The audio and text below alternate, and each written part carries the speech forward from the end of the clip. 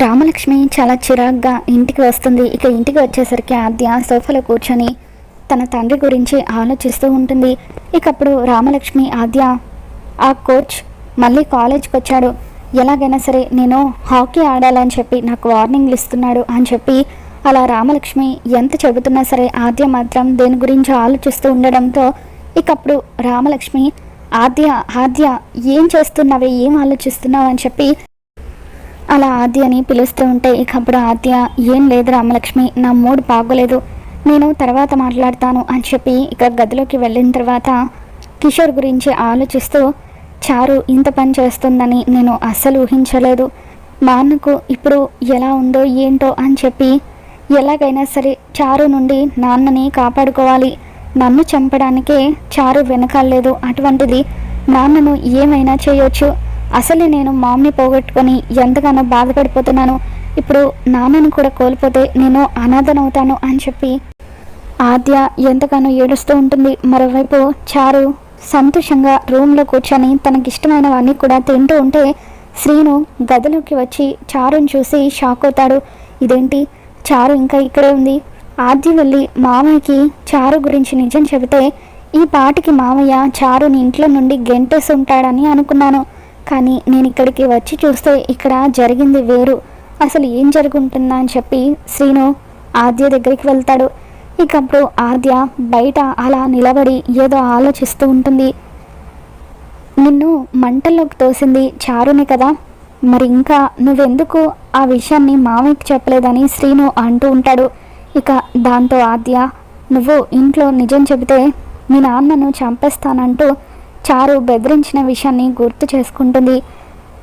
ఆద్య ఏమీ మాట్లాడకపోవడంతో, నిన్నే ఆద్య, ఎందుకు ఇంకా మామయ్యకి నువ్వు నిజం చెప్పలేదు, నిన్ను చంపాలనుకున్న వాళ్ళ మీద నువ్వు జాలి చూపిస్తున్నావా అని చెప్పి శ్రీను అంటూ ఉంటాడు. లేదు శ్రీను, మనం పొరపాటు పడ్డాము, నన్ను మంటలోకి తోసింది చారు కాదు, వేరే ఎవరో బయట వాళ్ళు అని చెప్పి అలా లోపలికి వెళ్ళిపోతూ ఉంటే ఇక అప్పుడు శ్రీను ఆద్య ఆద్య అని చెప్పి పిలుస్తూ ఉంటాడు. ఆద్య ఎందుకో అబద్ధం చెబుతుంది, అసలు ఆద్య దేని గురించి కంగారు పడుతుందో, ఎందుకు చారుని కాపాడాలని చూస్తుందో తెలుసుకోవాలి అని చెప్పి శ్రీను అనుకుంటాడు. ఇక ఆ తర్వాత ఆద్య చారు దగ్గరికి వెళ్ళి, చారు ప్లీజ్ చారు, ఎలాగైనా సరే మా నాన్నని ఒక్కసారి చూపించు అని అంటూ ఉంటే, చెప్పాను కదా ఆద్య, నేను మీ నాన్నని చూపించాలంటే నువ్వు దానికంటే ముందు ఒక పని చేయాలి, అదేంటంటే నువ్వు నన్ను శ్రీను బావని ఒకటి చేయాలి అని చెప్పి అంటూ ఉంటుంది. ఇక దాంతో ఆద్య, అలా కాదు చారు, ప్లీజ్, నాన్నని చూసి చాలా రోజులు అవుతుంది, ఒక్కసారి నాన్నని చూడాలనిపిస్తుంది అని చెప్పి అంటూ ఉంటే ఇక అప్పుడు చారు, సరే అలా అయితే ఒక పని చెయ్యి, ఇంతకుముందు నాకు బావకి ఫస్ట్ నైట్ ఏర్పాటు చేశారు కదా, అప్పుడు మా ఇద్దరికి ఫస్ట్ నైట్ జరగలేదు, కాబట్టి నీ అంతటా నువ్వే పెద్దమ్మకు చెప్పి మా ఇద్దరికి మరొకసారి ఫస్ట్ నైట్ ఏర్పాటు చేయించు, అప్పుడు మీ నాన్న గురించి ఆలోచిస్తాను అని చెప్పి చారు అంటూ ఉంటుంది.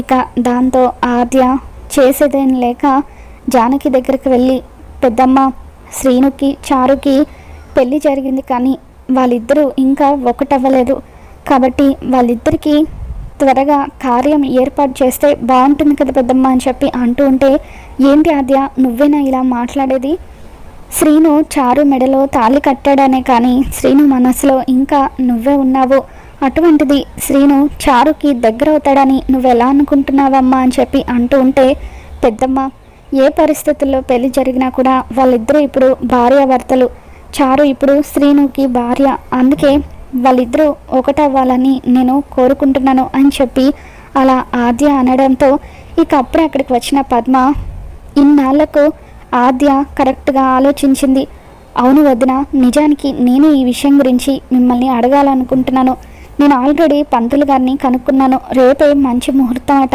అని చెప్పి అంటూ ఉంటుంది.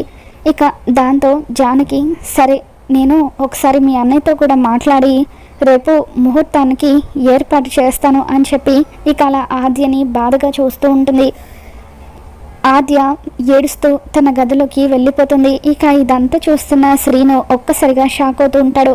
ఆద్య దేని గురించో బాధపడుతుంది, ఎలాగైనా సరే తెలుసుకోవాలి అని చెప్పి శ్రీను అనుకుంటూ ఉంటాడు. ఇక తర్వాత రోజు ఉదయాన్నే చారు ఆద్య ఇద్దరు కూడా ఒక దగ్గర మాట్లాడుకుంటూ ఉంటారు.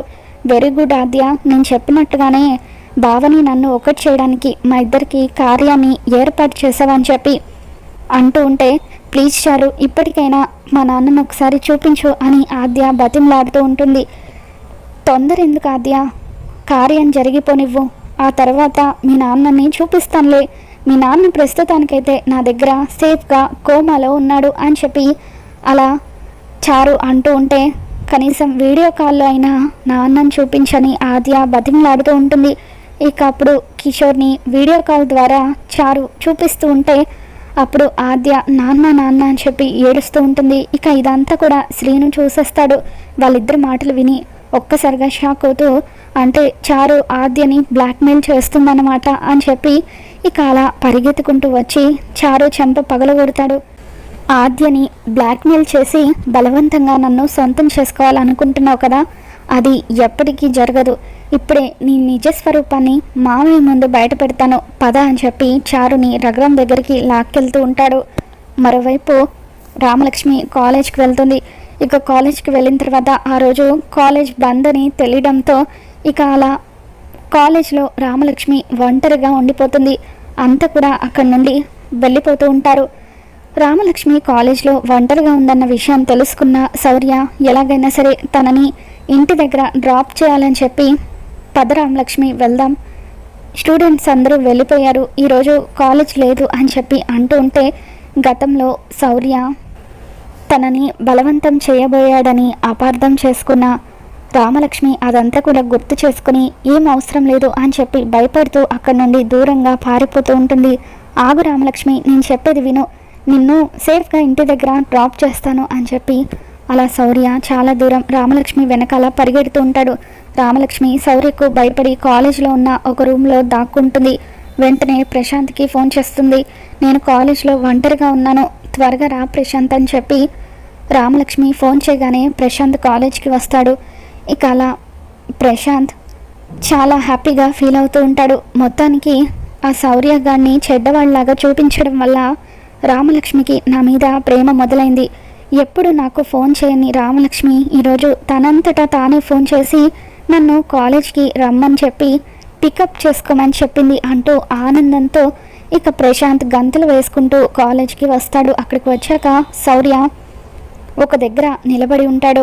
రామలక్ష్మి ఎటువైపు వెళ్ళిందా అని అటు ఇటు చూస్తూ ఉంటాడు. ఇక అప్పుడే ప్రశాంత్, ఏంట్రా ఇక్కడికి ఎందుకు వచ్చావు, మళ్ళీ రామలక్ష్మి జీవితాన్ని నాశనం చేయాలనుకుంటున్నావా అని చెప్పి ప్రశాంత్ శౌర్యని నిలదీస్తూ ఉంటాడు.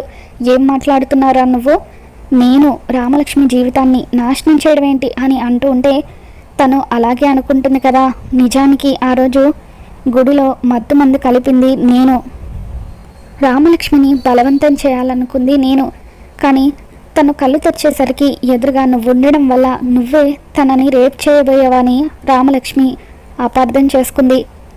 నువ్వొక పిచ్చివాడివి కదా, నేను చేసిన తప్పులన్నీ నువ్వే చేసినట్టుగా ఒప్పుకున్నావు, సేఫ్గా నన్ను తప్పించి నువ్విరుక్కున్నావు అని చెప్పి అలా ప్రశాంత్ శౌర్య నిజాయితీ మొత్తాన్ని కూడా బయట పెట్టడంతో రామలక్ష్మి ఒక్కసారిగా షాక్ అవుతూ ఉంటుంది. ఇక శౌర్యని అపార్థం చేసుకున్నందుకు తనలో తాను కుమిలిపోతూ ఉంటుంది. రే, మర్యాదగా ఇక్కడి నుండి వెళ్ళిపో, రామలక్ష్మి నేను పెళ్లి చేసుకోబోయే అమ్మాయి అని చెప్పి నువ్వు ఇప్పుడు ఎన్ని చెప్పినా కూడా రామలక్ష్మి ఎట్టి పరిస్థితుల్లోనూ నిన్ను నమ్మదు, నన్నే పెళ్లి చేసుకుంటుంది అని చెప్పి ఇక అలా ప్రశాంత్ మర్యాదగా ఇక్కడి నుండి వెళ్ళురా అంటూ శౌర్యని అక్కడి నుండి పంపించేస్తాడు. శౌర్య అక్కడి నుండి వెళ్ళిపోయిన తర్వాత రామలక్ష్మి గదిలో నుండి బయటకు వస్తుంది. ఇక ప్రశాంత్ మళ్ళీ నటించడం మొదలు పెడతాడు. నీకేం కాలేదు కదా రామలక్ష్మి, ఆ నీచుడు మళ్ళీ నేనేం చేశాడోనని భయపడిపోయాను అని చెప్పి అలా ప్రశాంత్ అంటూ ఉంటే రామలక్ష్మి ఒక్కసారిగా చెప్పు తీసుకొని ప్రశాంత్ని కొడుతుంది.